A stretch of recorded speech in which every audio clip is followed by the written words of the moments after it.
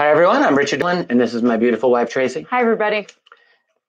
Nicely. You look perfect, and I just threw myself together here. I've just been. You always look good. I'm glad that you feel that way, but the reality, I think most of us realize, is a little different. But anyway, we're happy to be here with you, and this is Intelligent Disclosure. We have now been doing this for since, I guess, the beginning of July, and it is now the beginning of November, so that's 4 months. One third of the year. And I don't believe we have ever missed a Tuesday or ever missed. So. We started on a different day, but we quickly, have we ever missed a week? I don't think so. No, we're like Cal Ripken. So expect that. We're on our game here. And so today's voting day in the United States. I realize the rest of you guys out there are like, will you please, enough with the elections, America? And I totally get that. Tracy, as a Canadian, I think you probably are feeling a little bit of that yourself. But yeah, it's how it is. I do want to talk a little bit about it, a little more philosophically. I'm not going to get partisan. I've found that I'm kind of a centrist in a lot of ways these days when it comes to the conventional politics. And then, of course, when we get to the deep politics, who the hell knows where I'm at? I'm like out beyond the fringes. But we'll talk about all of that. But I think it's a nice thing just to discuss this newsletter that we have had out that you have basically created, and we've got it out there. Did you want to say a few things about that? Yeah. For those of you who've signed up, thank you. Glad you're on there. We originally created this for our members. They wanted a notification of sort of what happened every week. And Richard was saying, no, I really want this to go to everybody. Everyone. People who are members of our site, people who are not. If you just want updates, that's what I want. Yeah, so we thought this was actually a good idea because then we could, there's so much content that Richard's putting out every week. We can capture it and also capture what's going on in the members area as well, and just have a great way to communicate with everybody. So we've added in some new features, and we take a lot of feedback on what we can put in there. So if you haven't signed up, it's totally free. We put it out every Sunday night. You can sign up on richarddolanmembers.com. You do not have to be a member of Richard Dolan Members. It's a free newsletter, but that's one place you can find it. You can also find it on the Facebook page, Richard Dolan Intelligent Disclosure. That's another great place. And you can put your preferences in there. What else can I tell you about it? Well, I was just say, because I can say this because I've had nothing to do with creating it. It's a beautiful newsletter. It's actually amazing. And I have to say, you really deserve all the credit. Thanks. I never thought a newsletter would be something that I would care to put out, but I'm actually very, and I don't get excited easily. I look at the newsletter and I think that's exciting. I'm actually very happy about it. It gives a very excellent overview of everything that we've been doing and that I've been working on over the week. So if you're interested in any of that, I would say subscribe. It's easy to do. It's kind of a nice way to keep the community together. I love this feeling. All of you are here and everyone says where they're tuning in from, which I absolutely love. I just think it's the greatest thing that we're tuning in from all over the world and we're all joined together over this common interest. So the newsletters is sort of another extension of that, right. Sort of keeping the community together and informed. And I love the idea of it. So in a few weeks, I think there's almost 1,500 subscribers to that newsletter. It just blows my mind. Yeah. And I think that's probably just going to keep growing. It's just going. So, I won't be happy until we have 1 million subscribers. 1 million subscribers. No, really, whatever it is, but it's great to get the information out there. Yeah, I agree. And we pick things from archives. Being on the other end of it, I was just picking things I would like, the things that are happening this week, and then a couple of selections from the archives in case you've got some time to watch that. I know we all don't have a lot of time, but yeah. But that's that. And as far as events, we have AlienCon coming up this weekend in Baltimore. So we're really looking forward to that and seeing any of you that are going to be showing up. We're going to do some live stream out of there. I can guarantee you. I think we're both very curious about what this will be. Yeah, I've never gone to an event that's, I think, this insane in terms of the number of people that will be there, the activity. I personally will be giving a number of lectures. I've actually forgotten how many. I think 3 full lectures and a couple of panels. And so I'll be very busy, but I'll be there. Tracy will be there. Mm-hmm. Please, if you've ever wanted to meet us, this is the time, a good time to do it. Come to Alien Con. It's in Baltimore. You can look it up from our website, Richard Dolan Members, or you can just Google it and find a way to get down there. And there you go. Yes, it's on it's also in the newsletter, but it's on the events page. That's where the up-to-date calendar is. Yeah. And I think that's about it for what we have coming up. Well, we can get into some election talk here. Now, do you want to stick around for this? Or I'm going to let you. You're going to go over there? I'm going to let you go, yeah. For the record, I try to encourage Tracy to stick around with me during these. I'm not the best thing to look at for 30 minutes plus. So it's all good. Right. All right. So if you're going to go there, you can manage the chat room, keep people in line, and so forth. I'm going to tilt this down a little bit. Well, I'm listening to you too, so that's why I'm not always engaging with the chat, just so people know. And by the way, we can kind of see you. We can't really, but I just want to say hi to everyone who's here. Thanks for being here. It's always good. And I'll let you go. And I'm bragging a little bit. I've got my I voted sticker on here, which it's a funny thing. Now, I was thinking about what did I want to discuss for this evening, and it just seemed like a natural thing.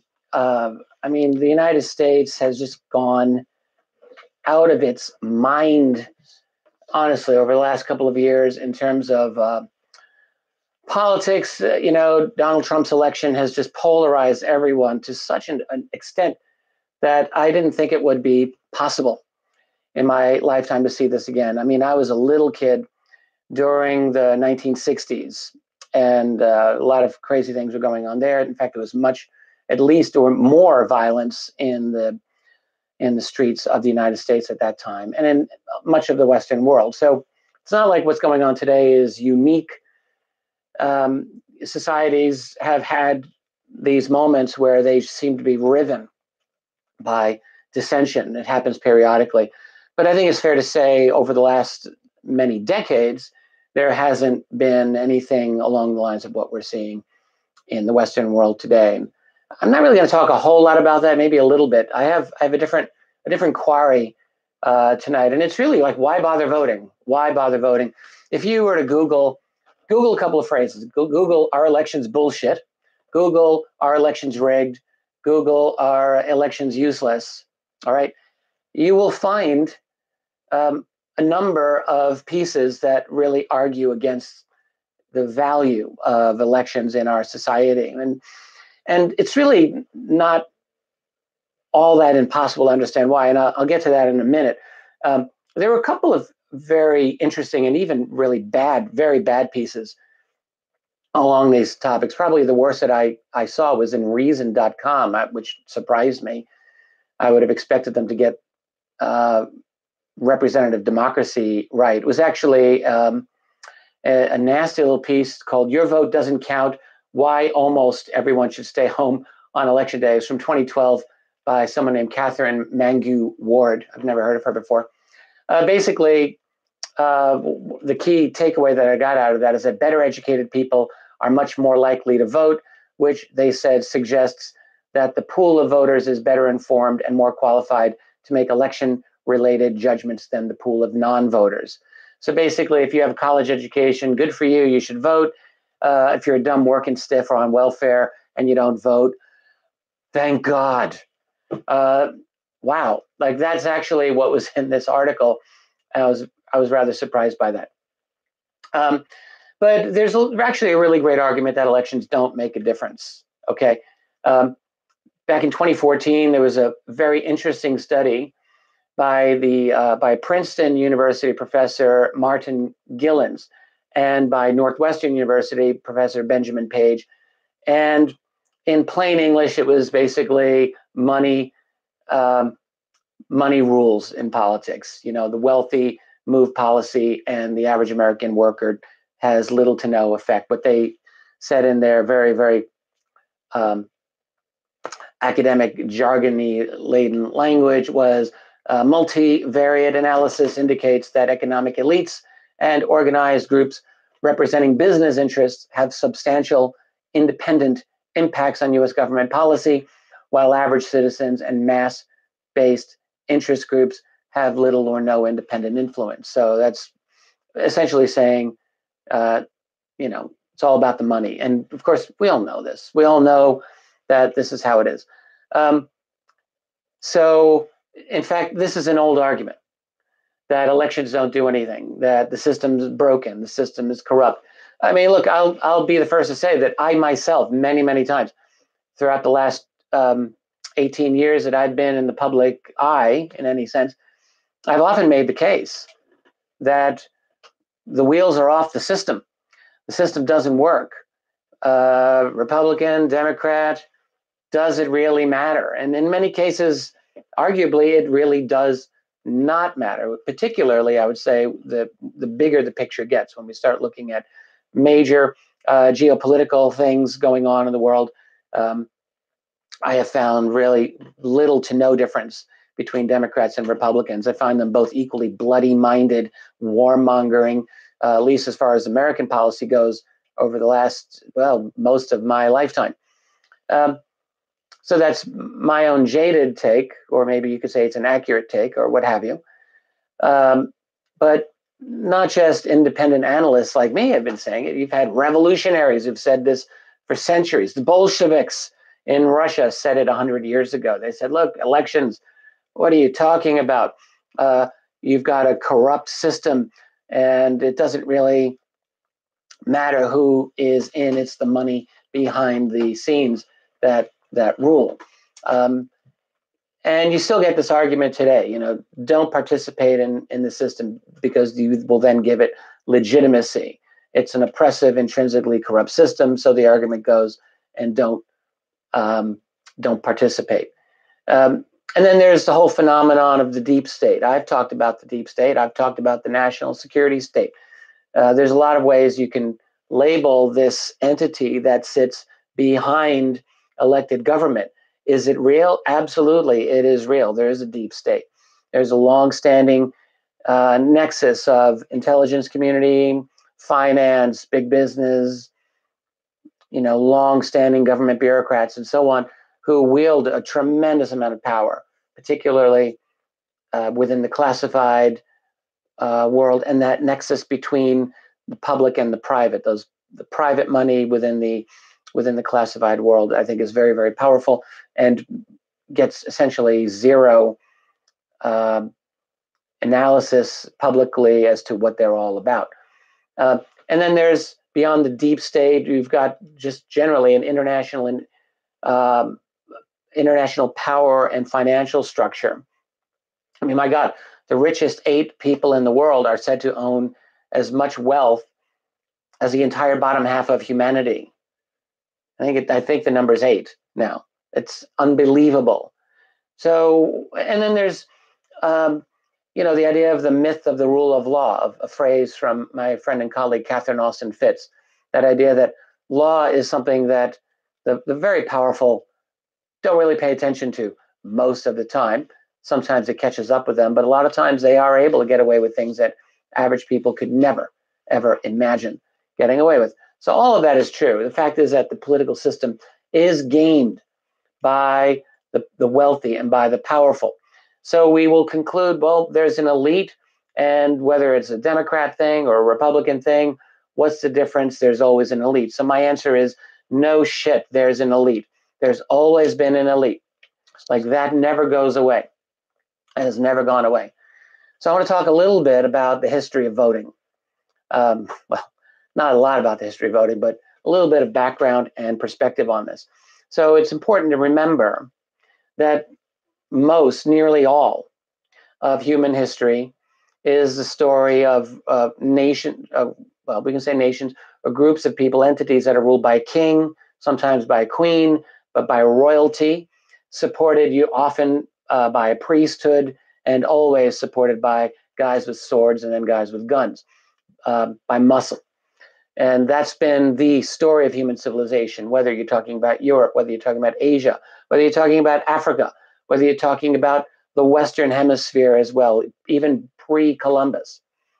Some societies have been more egalitarian than others. A lot of it depends on how large they get, but all societies have had a very definite structure to them.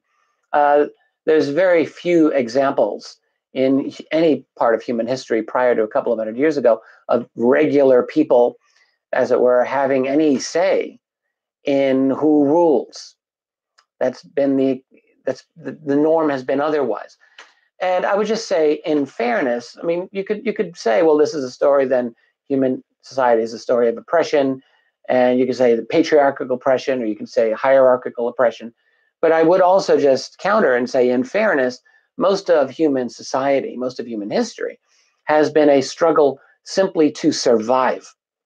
And we often forget this fact. I mean, human civilization has continually required incredibly hard work, simply not to go extinct, because there are always forces at work to snuff us out. Don't ever forget that.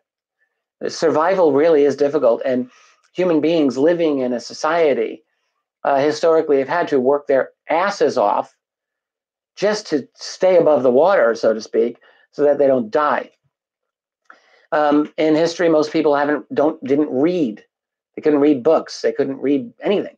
There was no real communication systems in place, really. What was there? It's fair to say that hierarchy and rules of behavior were definitely a major part of how people thought and functioned. Everyone had their job to do. Everyone had their place. And there were always those at the top. I mean, that was always a given. So I'm not saying this is good or bad, but that's been the norm of human history. So what ended up changing it, as far as I can see anyway, started, several hundred years ago, maybe even as much as 400 or 500 years ago.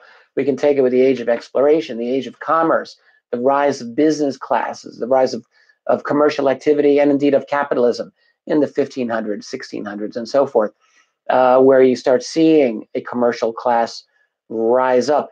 And what that meant was that, suddenly there was a new group of people who were becoming powerful, and they thought, you got these kings and nobles and these landed gentry that have had their power for centuries. What the hell are they doing for our society? We're the ones who are actually making things happen, and we're creating a better world by increasing commerce and bringing in wealth. Why don't we have a say in what's going on in the society? So it's not like these people, the Dutch merchant class or the English merchant class of the 17th century had all these wonderful humanitarian democratic ideas. I don't think that that's the case. What they had was this idea that they deserved power too. But what the effect of that was, of course, was to broaden, because they were powerful, because they were wealthy, they were able eventually, over time, to get themselves brought in increasingly into political decisions. And you start seeing a broadening of the political power base, as it were. And political theory followed suit. You have really important people like John Locke of the early 18th century, who was working off of what was called social contract theory. That is, governments exist. They don't exist because God puts a king in place. That was known as divine right, and that was a big thing for many hundreds of years. This is how societies were basically legitimized. The king was an appointee of God. John Locke and others like him were saying, not really, no. All right, we have governments in place because their obligation, there's like a contract with the people. The people give up some of their natural liberty just to run wild and do everything they want, to have a society of laws to protect people that is governed appropriately by a government, which could be a monarchy, doesn't have to be a monarchy. And indeed, Locke argued for, separating powers of government, the executive from the legislature and so on. These are very, very great ideas that he had. And, but the fundamental idea that people like him explored was this idea that governments had to be responsible to the people. And that was the social contract. And if they broke the social contract, then according to Locke and other people later, like Rousseau and others, they would say, you break the contract, we have the right to throw you out. Now, that could be interpreted a lot of different ways. Have an election to vote them out, or have a revolution to chop their heads off. But the point is that social contract theory was this new idea in the early 18th century, what we call now the political Enlightenment period. And it was a very important one. And in fact, in the American colonies, people like Thomas Jefferson and James Madison and others took this idea and, very, very much developed it. This idea of representative government evolved directly out of it very powerfully. It was the great idea of the 18th century that governments exist to serve the people. And the American Revolution, in my estimation, really put this into practice in a very significant way.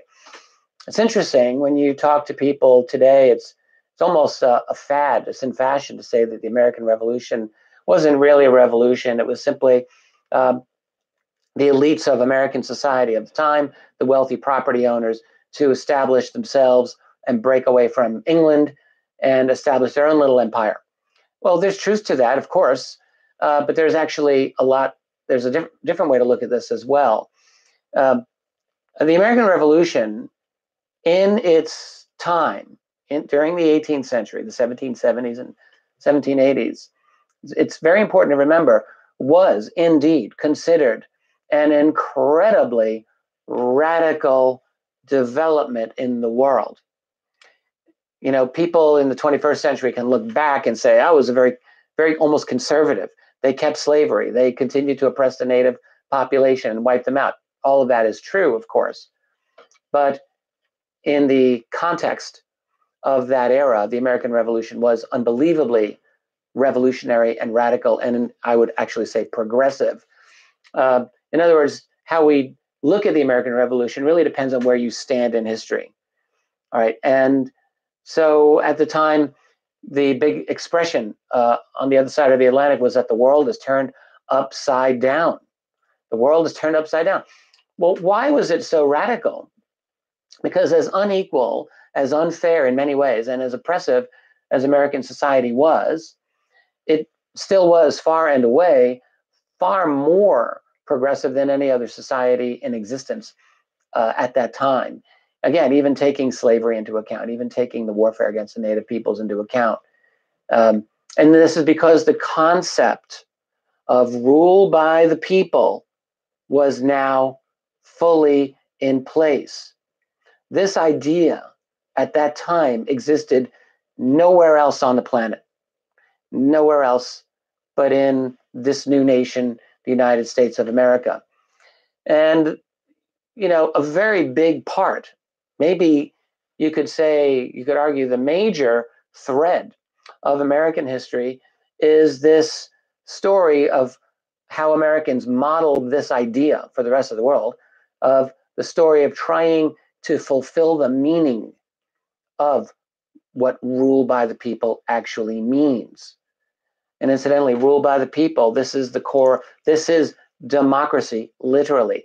Demos is the Greek word, and that means people.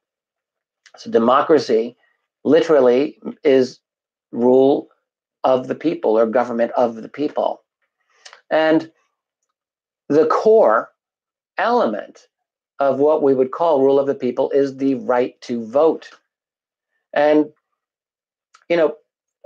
people have fought and died for a long period of time simply to achieve this right.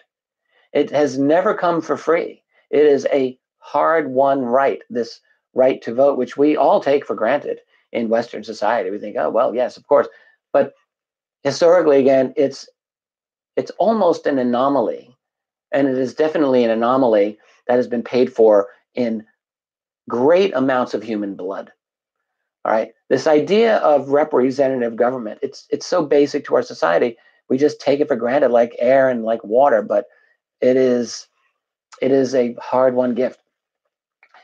So today I really feel that much of our civic discourse has forgotten that one of the key necessities of a genuinely democratic society is that people are going to disagree. Like sometimes they're going to disagree in a very significant way because that's how human beings are. They're not going to agree. There are different kinds of personalities. There are different kinds of economic interests. There are different perspectives that people inevitably have about the world and how things should be. And so, of course, they're going to have differences of opinion. This polarization that certainly the United States has been seeing in such a big way. It's like everyone's in Armageddon mode these days. The left hates the right, and it's all about hashtag resist. The right hates the left just as much, seems to me. The left, at least the vocal ones, I think they see any Republican, anyone who votes Republican, as irredeemably racist or backward or Neanderthal. And the right, some of them, anyway, see Democrats as moralizing, finger-wagging social justice warriors, and degenerate to boot, at least a lot of them. Not a lot of love either way. And I would just say that from my perspective, that both sides are being very one-sided in how they look at this and how they look at the world. I mean, I think both sides very frequently are forgetting that in a democracy or any kind of representative system, people are going to disagree. It doesn't make someone a bad person because they have a political perspective that you don't have. And for the last 2 years in particular, maybe 3 years, we've all been hearing a lot of this. People who vote for Trump are horrible, evil, and stupid. People who like Hillary are horrible and evil and stupid. And we've heard it. I've heard it on both sides. And the fact is that in my experience, people who like Hillary are not horrible and evil and stupid. And people who like Trump are not horrible and evil and stupid either. They have different perspectives. So that's what it is. And but everyone seems to love more and more feeling so self-righteous and so correct about everything. And, disagreement is the point of a democratic society, And also I would just add that, in my own opinion, is that every society needs liberals and every society needs conservatives. It's not like you just want one or the other, really, seriously. Maybe people like the idea of living in their own little bubble where everyone agrees with them.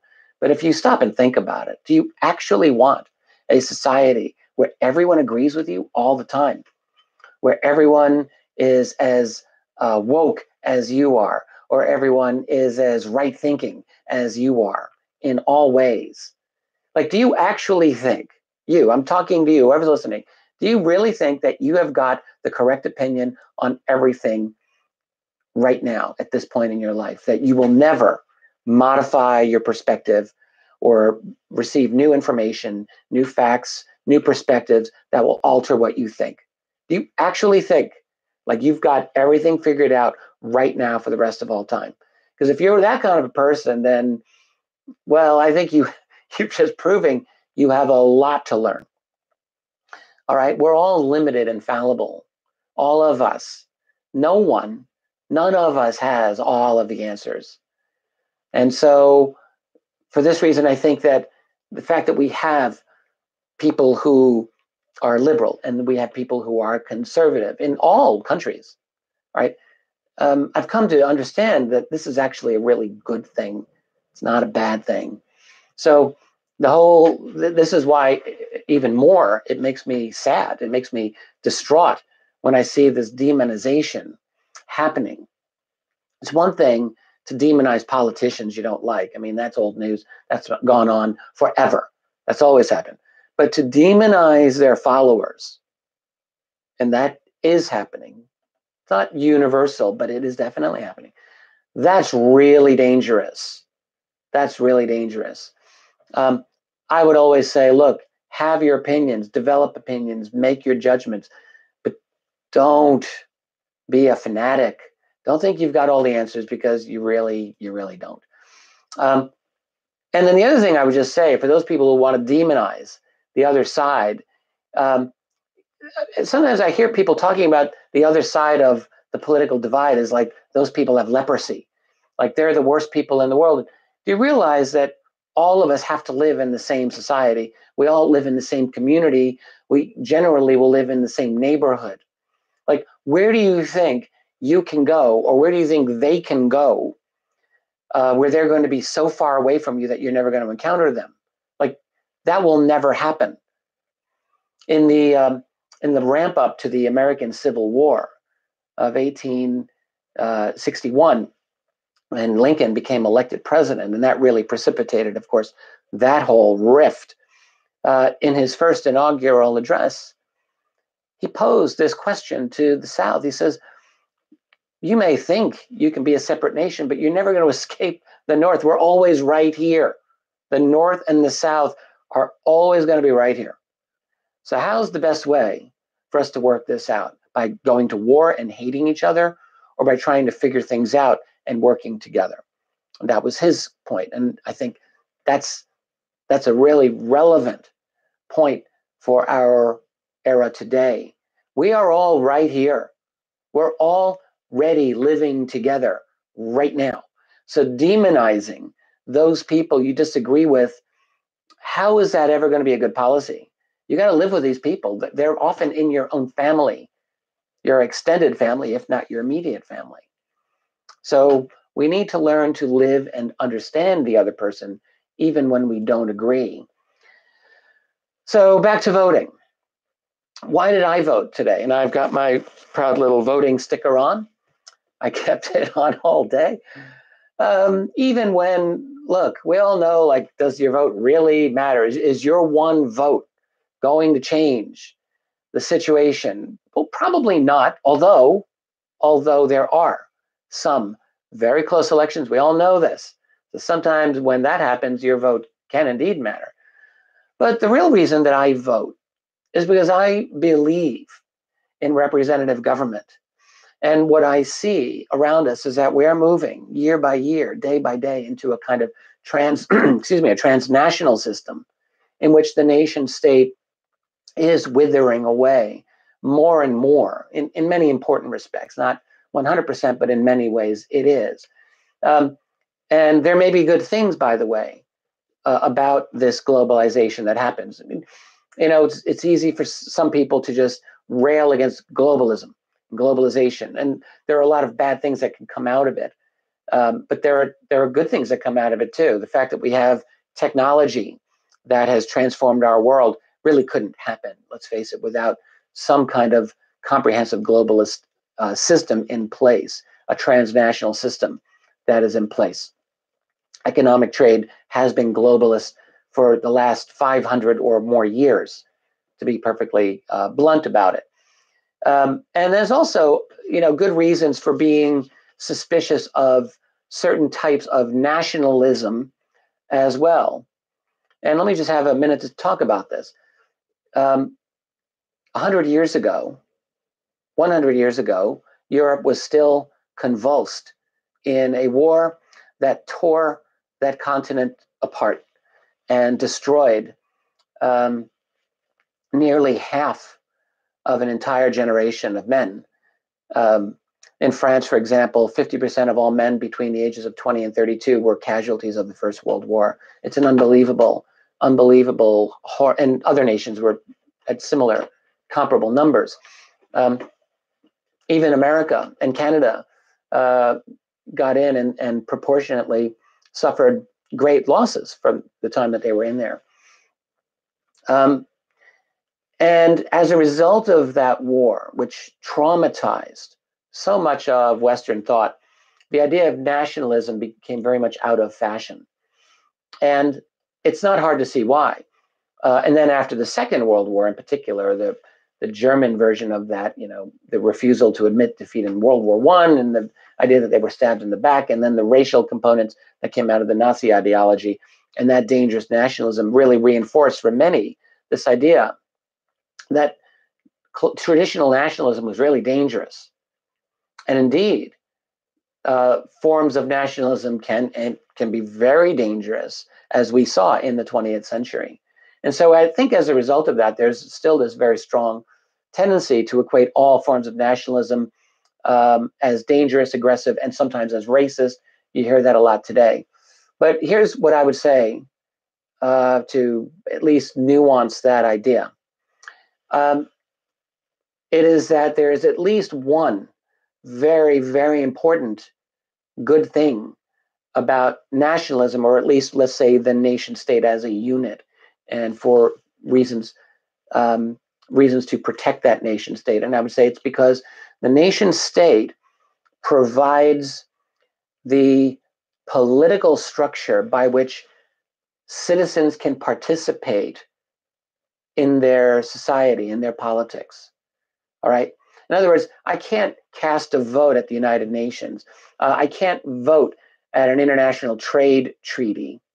I can't control multinational corporations or multinational financial institutions, but I can vote for my politicians to do the things that are within our power. I can vote for local public officials. I can vote for state officials or provincial officials, or I can vote for national officials, at least in theory, to do the things that I want them to do. That's the level of control I have, and that exists within this political structure that we call the nation state. All right, it's the fundamental structure. And what we have been seeing, of course, over the last generation or more, is a fundamental weakening in many ways of that structure of the nation state. We all understand decisions that can affect your life are just as easily to be made in a boardroom on the other side of the world as by your local politician, or even maybe more so. So the nation state as a unit has been whittled away in certain key ways. But nevertheless, as far as I can see, it is the only structure that I can think of by which people can exercise their political will in a safe way without bringing out the AKs and shooting and killing people. So it provides a means for the citizens of a group, the nation, to work things out in a way that is civil. At least we hope. That's the idea. So the thing about having national entities and local districts, for that matter, it's about protecting your democratic system. I mean, how else would one participate democratically in a system unless we do it within certain legally defined categories? All right. And I would say, when you think about it, this is the only reasonable, practical way that you can do it. Essentially, this is about citizenship. It's about exercising your citizenship within these legal categories so that the nation matters. Your nation matters. All right. The bigger the unit becomes, the less power you as a citizen are going to be able to exercise. It makes sense. If you want to engage in local politics, we all know that individual citizens can make a huge difference in local politics if they get engaged and they are articulate and they have got some charisma and they can make things happen. One person can make a huge difference locally. One person can even make a difference on a broader regional or state level, and sometimes even at a national level. But you see that our power generally decreases the bigger the realm becomes within which we operate. And practically speaking, the largest unit that most people have within which to exercise any power is their nation state. There is no power beyond that.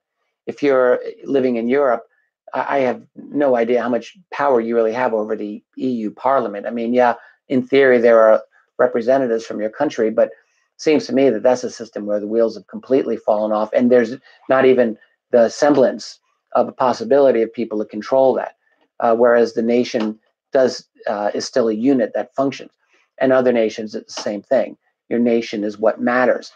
These structures are all deeply flawed, all of them.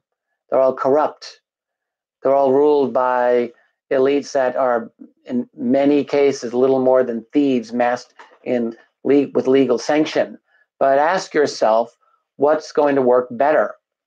Like, seriously, what system is going to work better? Imagine your world without any elections. Even the BS ones that some of you think we're having now. All right? And seriously, think deeply about that. What would it be like?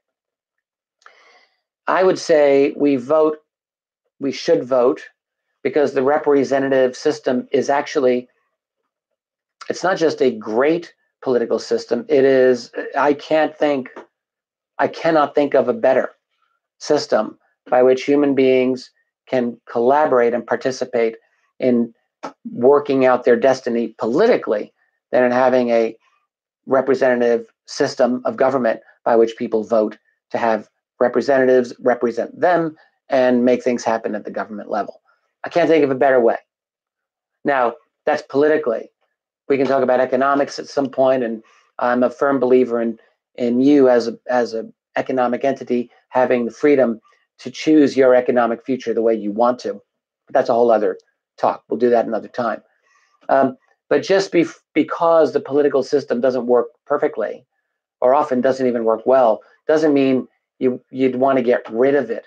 Instead, I would always say, you go back at it to make it work better. All right? You go back to make it work better. And there's a few things that we can do about that. We can always work toward increasing transparency with our government system. There's never enough transparency. And particularly in the case of the United States, in the course of my lifetime, we have seen less and less transparency of government, with a very few brief, shining exceptions. Late 1970s, the intelligence community hearings, a little bit. There was some openness. But really, since the 1980s, I would say it's just gotten totally opaque. And since 9/11, forget about it. It's, citizens have very little input into understanding what's going on in the real areas of power of the U.S. government. So there's definitely a lack of transparency. But keeping in mind also, I mean, even our best efforts will never solve all of these problems that we face. It's just not going to happen. All right. So stop expecting perfection. Stop expecting utopia. Stop expecting Armageddon also if your side loses. Right? The world won't end. Hasn't ended. This system of representative democratic elections isn't the enemy. All right. Not this official system anyway. It's not the enemy. The corruption of the system that undermines it, that is the problem, and we need to deal with it. But we are really very lucky, those of us who are living in a society where representative government is now being taken for granted. When I think of what we need, I mean, once upon a time, I would have said, well, we need a better media, we need a better education system. But those systems, particularly the media, I would say, are so far gone, so completely controlled by national security and intelligence community that I don't see any hope for them. Now, I do think it's up to the global alternative media to educate, to shine light, the light of reason and of genuine investigation and research into what's going on in our world. And thank goodness there are so many good voices out there. We've just seen an explosion of so many deeply insightful truth seekers in this world, and they're out there. They've got their blogs, they've got their websites, they've got their YouTube channels, they've got their podcasts. It's not, I mean, there's obviously an uneven level of quality, but that's life. There's a tremendous amount of interesting and valuable information that is out there. We need, in my view, to protect those people against the established powers. And that means an absolute commitment and defense of freedom of expression in our society. Nothing, in my view, is more important than that, than protecting the right of everyone to express their views about society and the world freely without threat of deplatforming, jail time, fines, or anything else. All right. We're going down a very dangerous road in our society today by seeing this happen. But nothing is more important than allowing and protecting the freedom of expression for everyone in our society. There's lots of reforms that I would like to see in this world. Yes, transparency over money and preferential treatment within the government positions themselves, within the system would be very nice. Don't expect it. What I would just say, I'm going to wrap this up soon and bring Tracy in here. We all want to make our world better. Best thing that you can do is make yourself better. The best thing that we can do is make ourselves better. Be someone who helps. Be someone who is strong. Be someone who is brave. Don't be brittle. Don't be brittle. That is, don't be someone who can't handle differing opinions without, flying apart. Don't be that person. Don't be that guy or girl or woman. Be strong, okay? Have skills that are useful. You'll feel better about yourself. Trust me. And I mean practical skills that actually will allow you to get through this world.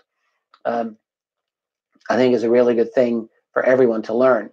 Gandhi always said, be the change you want to see in the world. I think exactly. Be the change you want to see in the world. Be that person.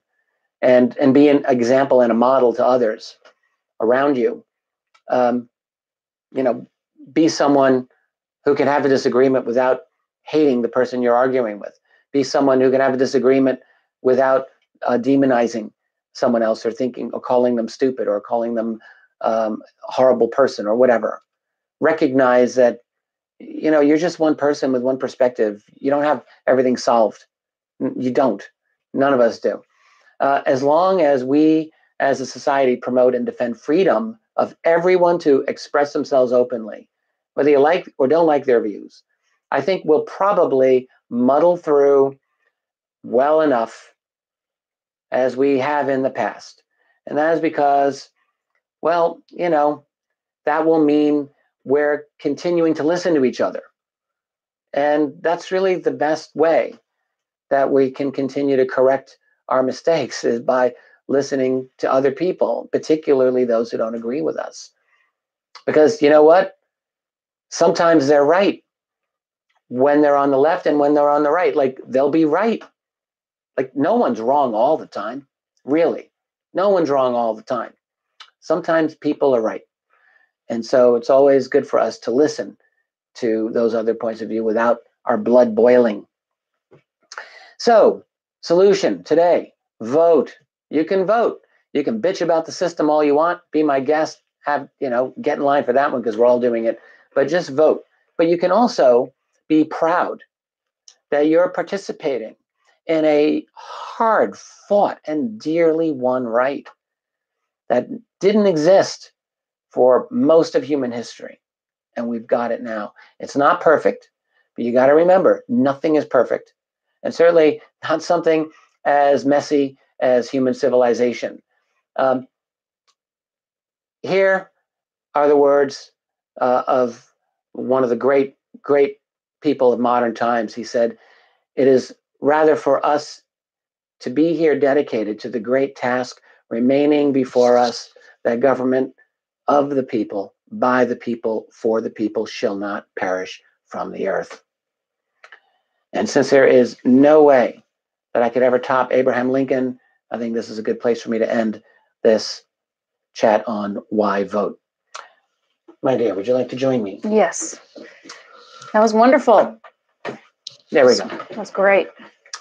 So yeah, so it was a straight up political kind of chat for tonight, but I think, look, if we're ever going to do it, this is a good night to do it. That's right. So it's election night here in the States. I'm wondering if there's a lot of folks who are not in the U.S. Chiming in, and I wonder what they. I go back and forth, but I didn't really notice that. There were some people saying they were in other countries, so it doesn't really apply to them. Right. But I think the majority are actually here in the U.S. And so we had some interesting comments going on. But, the whole election thing is super interesting because it's supposed to be a sort of a unifying process in its grassroots. It's been so divisive and so polarizing and separates so many people, like you're pointing out. I'm really glad you were talking about that because there's always that tendency. And I mean, it was the first thing I noticed. It happens in Canada too, of course. It happens everywhere. They're just a lot more polite about it. It's ridiculous. But I will say, one of the things I noticed when I was in the States going back to school was the polarity was just so much more extreme. Oh, here in the States. And perhaps it's gaining like that in every country these days. I mean, it seems like everything is more polarized.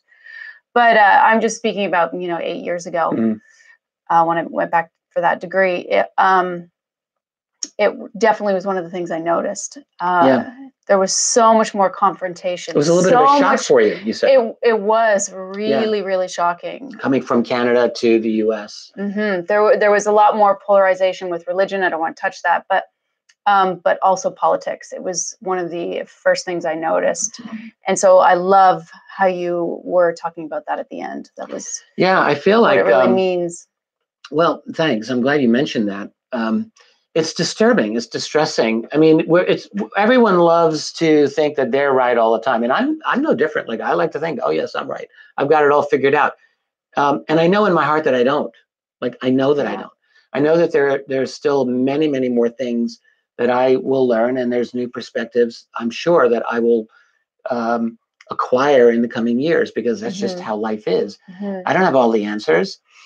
I have opinions and I have them because I think they're right, but so I'm always willing to listen to someone who thinks differently from me. One thing I love that you always say is you're open to being wrong. Reserve the right to be wrong. I always like that. I'm glad. Well, thank you, but I have to say because I've been wrong so many times. I remember. I just think that's a good attitude. Yeah, thanks. I remember being in my 20s. And I will just say, a lot of ways I was full of myself. I thought I had a lot of answers and I was very good in the university system. And I figured, oh yeah, I know this and I know this and I know this. And I think I was tempted in my early 20s to kind of be judgy, over people who didn't know as much as me or didn't have the opinions, the enlightened opinions that I had.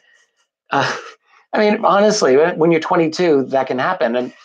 And looking back, I never really went down that path in a major way. And there was always something to check me from getting too strident about my opinions. I would run into a lot of these people on the left and on the right, as in my young years. And there's something that just made me very wary about, associating with them. And I just never did. So, and I think it's the certainty that a lot of them seem to have, like this knowledge that like they knew all the answers. Yeah. And, when you're in university, even in the 80s, which was when I was there were way more left-leaning radicals than rightists. Radicals. I don't think there were any right radicals in any of the university systems that I was ever in, frankly. But there were some really strident, like leftist revolutionaries. And back then I was way more, I would listen to them, and I'd read many books by Marx. I know Marxist theory very, very well. But when I would hear these people talk, I thought, you're kind of crazy. Like there are people who really believed in the communist revolution. And I just thought, nope, I'm checking out of here. I mean, I don't believe in your vision of of of humanity in the future.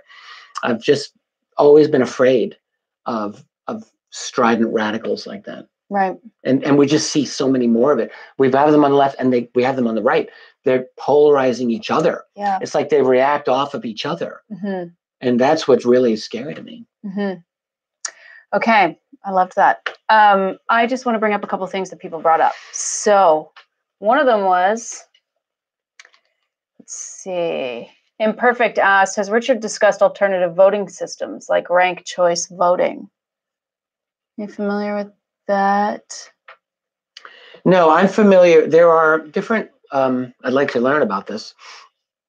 There's different things that people have put out there because we're now in an era where everyone's got phones, everyone's connected. So there are ideas, maybe this is what the person is talking about, where you can have people vote on snap issues through their phone or electronically in one way or another, kind of like referendums on this and on that. And I don't know if that's what this person I'm not sure. If that's the case, I don't know where I stand on that. I mean, it could be a good thing. So Mm-hmm. it's certainly something that I would, be interested in exploring. There's also like, the thing is, more important than voting, in my opinion, Mm-hmm. is the fact that we must continue to respect the rights of all people in a society, all citizens. That means minorities as well as majorities. And the one fear that I have with some of these systems that I've heard being put out there, I'm not saying they're bad, but there is such a thing as a tyranny of the majority. It's a real thing. And in other words, just because a majority of the people vote for something doesn't mean that they have the right to enslave a minority, right? Mm-hmm. They don't have the right to oppress a minority. So as long as I think the key thing is that societies maintain an absolute adherence to protecting the rights of minorities. That means not just minority. I'm not talking just about race, although yes. Mm-hmm. I'm not talking just about religion, although yes to that too. But I mean minorities in any way that they are perceived. Right. Minorities of opinion. Right. All right. That's like very important. So everyone needs legal protection. And when we have that, all right, in place, then I think we can look into a lot of these other systems. I mean, my feeling is a representative system. Some people criticize it because it's not a direct form of democracy. Like I would elect you to represent me and like, 10,000 other people in our district would elect you. Mm-hmm. And you go to Parliament or Congress and you vote mm-hmm. for us. Mm-hmm. Some people don't like that as a system. They feel like it's removing power from them. I don't know if I disagree with that system. I think it may not be a bad system at all. I think representative democracy can work very, very well. I mean, it's, getting the entire society into a form of direct democracy could be, has a lot of real easy problems that can go with it. And I just needs like a really good journalism to back it up. Totally true. Like, most of us, I include myself here, like how well informed am I on every single issue that, that requires a decision? Like, not really. Like, I might think I've got some pretty good instincts on a lot of things, and maybe that's true, but I don't have all the answers either. And so to have a direct democracy on all issues, like you could easily see how that would be perfectly primed for manipulation as well. Like that's not a panacea. Like I said before, like there's no way to make this as a perfect system. It's just not going to be possible. Human beings we're emotional. We're not always we don't always act on reason. We often act on emotional. We get hot-headed, and it's just how we are. It's like people can bitch about that all they want, but like then you're just bitching about human nature. Right. So we have imperfect systems.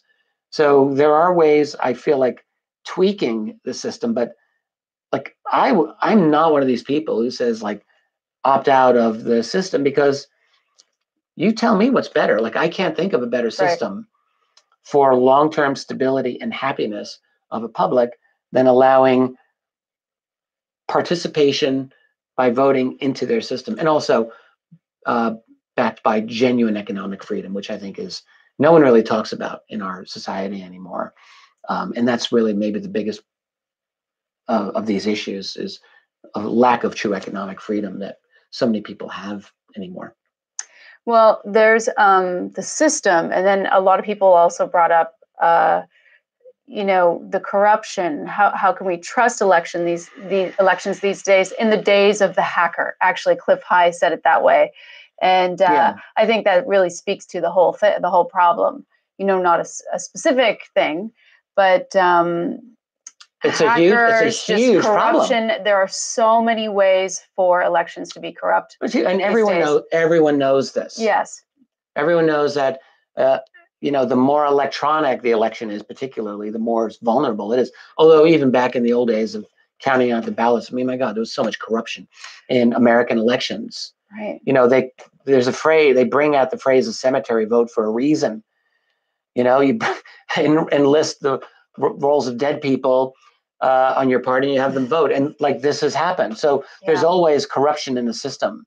The system is never, ever going to work without corruption. So, give up the idea that it's going to be corruption free.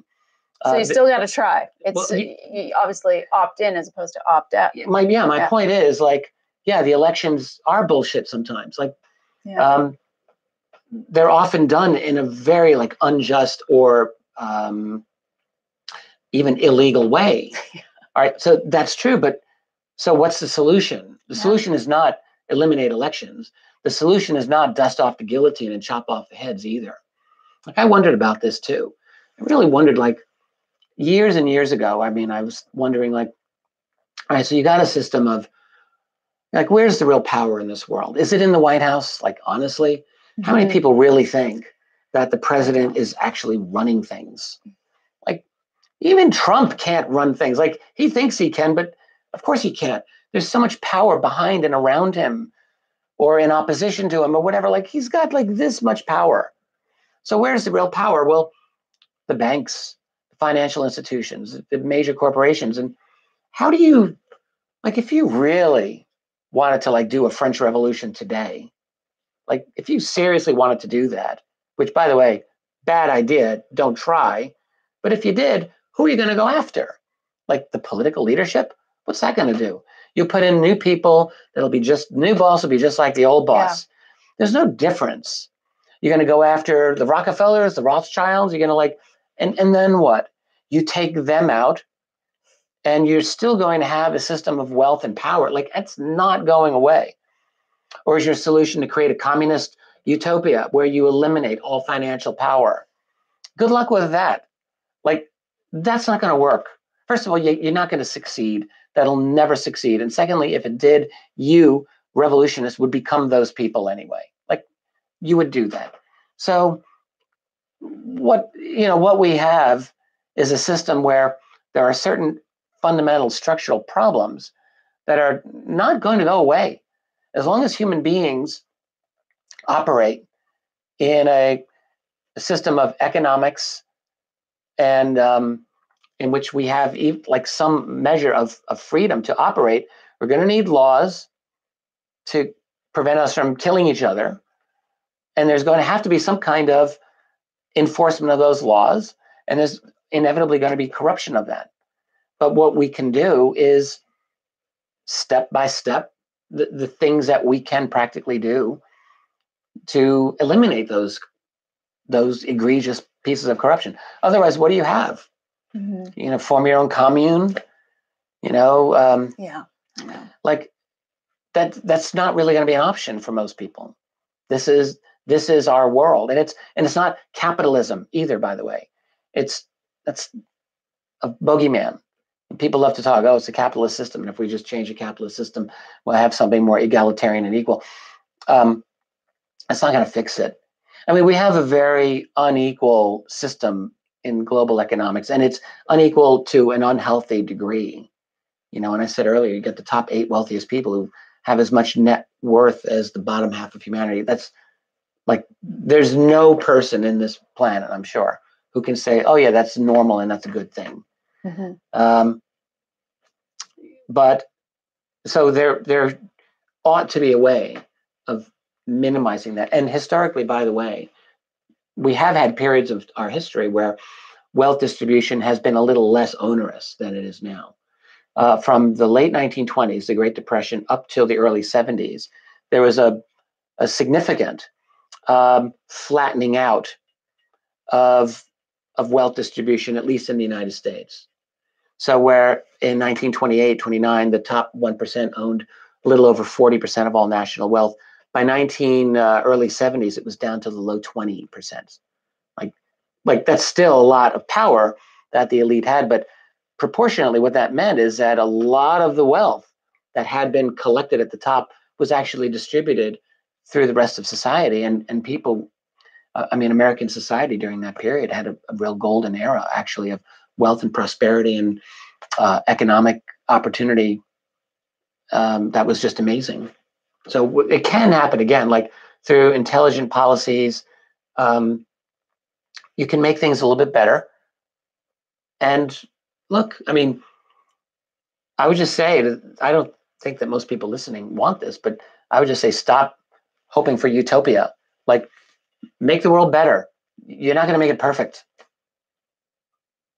I think sometimes people feel it's quite depressing, the whole situation, Hey, guess what? How do you sort of keep up about it? How do you keep a positive attitude about it when it looks like this? Oh yeah, and especially when at the end of the day we all die. Like, everyone dies. No one lives forever. Like, you're here for this amount of time in that body, and then that body's going to die. I don't know what happens to you after that. Maybe you'll go on to another life, or you'll go to heaven, or you'll go to hell, or maybe then nothing will happen to you. But for you right now, for us right now, this is our moment. We're going to have a certain period of time, and then it's over. Like, it's done. All the hopes and dreams and everything else that you've striven for, gone. Okay? So that's depressing. So what are we going to do about it? We can like crawl under the fucking, pardon me, covers. Whoops. We can crawl under the covers and not get out, and keep the lights off and not bother to live, and just, that's the life we can live. Or we can just say, look, I'm going to get up and I'm going to live the best life I can live anyway. Because at the end of the day, it all goes away. Like, that's existence, folks. Lots to get depressed about. Someone says, nice one, Richard. Yeah, that just happened. I forgot I'm live streaming here. He's getting into it. This is his you should hear me when I'm not on camera. Right. Like, it's he's totally different. Totally different story. So yes, there's many depressing things about our world as it is. Obviously, there's a lot of bad things about it. And sometimes, like, I'll feel depressed myself. Like, I'm not going to lie, but I just think, so by being depressed, is that going to help anything?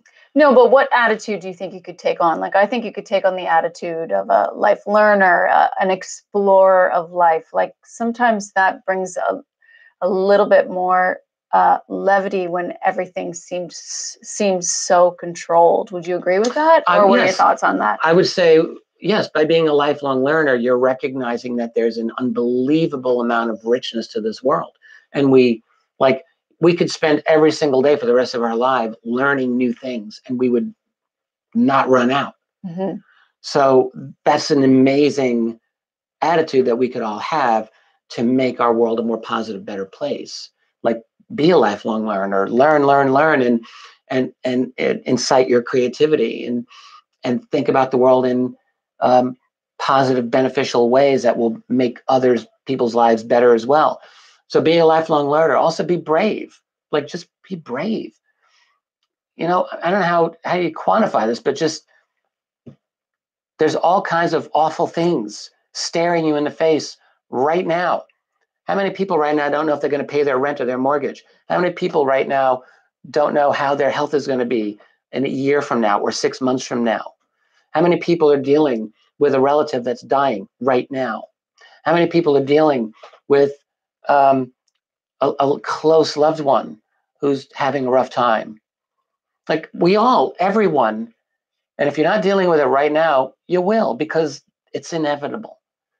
So we all are dealing, either at this moment or in the very near future, with all kinds of personal tragedies and difficulties. And it's really up to you to decide how you're going to face it. And that's your call. You can fall apart and crawl under the covers, or you can stand up and say, look, I'm going to deal with this. I'm going to face up to it. And I'm not going to make things worse for everyone else around me. Mm-hmm. And, we don't all succeed. Like, I'm not pretending to you right now that I succeed in that all the time. I'm just saying, like, we can try to be aware and do our best. All right. If there are any final words you want to say about this topic, but I'm going to wrap it up because we've gone almost an hour and a quarter here. A little over. Yeah. Any last words on that before I bring something else up? One thing, very quick. Sometimes people in my field of study have thought of me as a radical, as a revolutionary, as a rebel, as whatever. And that's true and not true. What I've always been is a truth seeker. That's it. I just want truth. I'm not out to change the world. Like, I'm really not. I'm out to learn the truth. But as Orwell always said, in times of universal deceit, telling the truth is a revolutionary act. So in that sense, yes, that would be revolutionary. But I believe in trying to do everything that I can to make things a little bit better, not a little bit worse. Simple. And voting is one thing that I like it. I'm proud of it because I think it's, as I said, a hard one right. And it's not trivial. Thank you. You wanted to bring something up. Thank you. No, I was going to change the subject because we're going to wrap it up.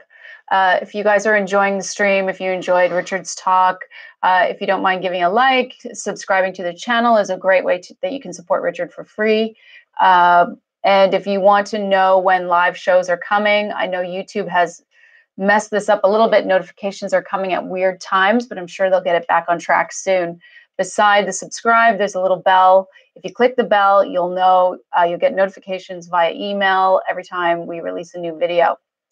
I just want to say we have an interview with Catherine Austin Fitz coming up. Yes, we do. I was in communication with Catherine. I believe I'm going to do a pre-record with her tomorrow. So unless I can get to live stream that, but I don't know if I'm going to be able to do that. I think we'll just record her and we'll get that out there. We're going to talk about a little more about missing trillions of dollars in our world. And are you going to talk about the latest DOD news? Yeah, well, we're going to talk about the latest news about the DOD. I think she wants to get into the pension system and how that seems to be up in the air, as it were. So I'll let her get into that, but yeah. I'm looking forward to talking with her. That's sure to be a great one. And someone else asked, when is the Polarization interview? And I'm sorry. We're working on it. Yes, David has had some things come up, so it's been pushed back, but we're still in communication with him, and we are working to get that done. So I can guarantee you don't want it more than I do. Like, I really want to chat with David. Yes, absolutely. Yeah. And I'll just say, David and I, we've always had a very kind of a nice back and forth. I've always been very, very interested in his work, and I think, like, we respect each other, and we've had good conversations in the past. So I think that we'll have a very good conversation this time. And we're back and forth to the email, and we're working to nail that down. That will happen.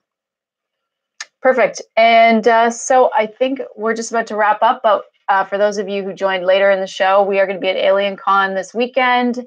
And if you're around in Baltimore, we'd love to see you, meet you, and want to thank everyone for being in the chat. And we know there's, a lot of political polarities out there. And thank you to everyone for being decent with each other. Thank God we have them. Thank God we have the arguments, because if we didn't, we'd be living in a totally different kind of society, not a fun one. And we want to thank, as always, Michael and Lori at Pursuing X, yes, indeed, for helping us. They're amazing. They're helping us here every week, and we couldn't thank them enough. It wouldn't happen without them. That's right. And I wouldn't be able to do this without this woman. Oh. So thank you. You're welcome. All right. Thank you. I wouldn't be here without you either. We have a newsletter for those of you who don't know. It's a great way to know everything that is released over the course of a week. It's free. We put it out every Sunday. You can sign up for it at richarddolanmembers.com. We also have the events calendar there if you're curious about events coming up, but you can get that if you do end up signing up for the newsletter. Someone else was asking about a P.O. box. If we have one, there is one in the bottom of the newsletter, in fact. I don't actually know it yet, but it is in there. We created it, so it exists. Yeah, go to the bottom of the newsletter. If you want to write to us, old school method, we'll get it.